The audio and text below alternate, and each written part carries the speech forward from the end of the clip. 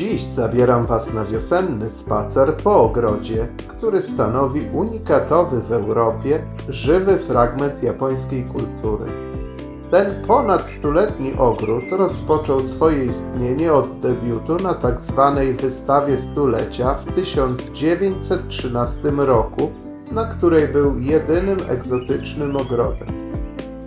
Powstał i był kilkakrotnie w swojej historii rewitalizowany pod kierownictwem japońskich specjalistów.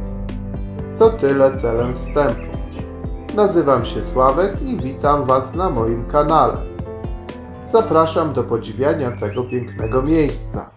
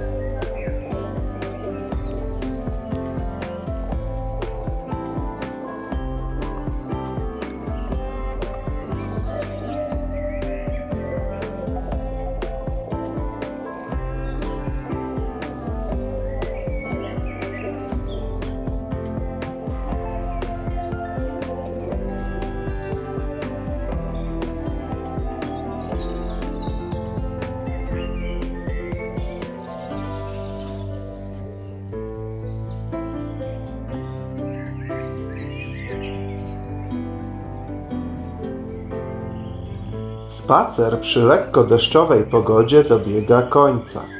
Mam nadzieję, że spodobało się Wam to piękne miejsce. Zapraszam do wyrażania swoich opinii w komentarzach, nagrodzenia mojej pracy łapką w górę. Widzów, którzy jeszcze nie subskrybują, zachęcam do kliknięcia w przycisk, aby w ten sposób byli zawsze na bieżąco.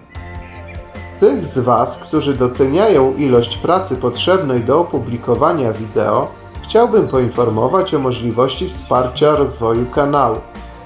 Dziękuję za obejrzenie filmu do końca, pozdrawiam i do zobaczenia w kolejnych odcinkach.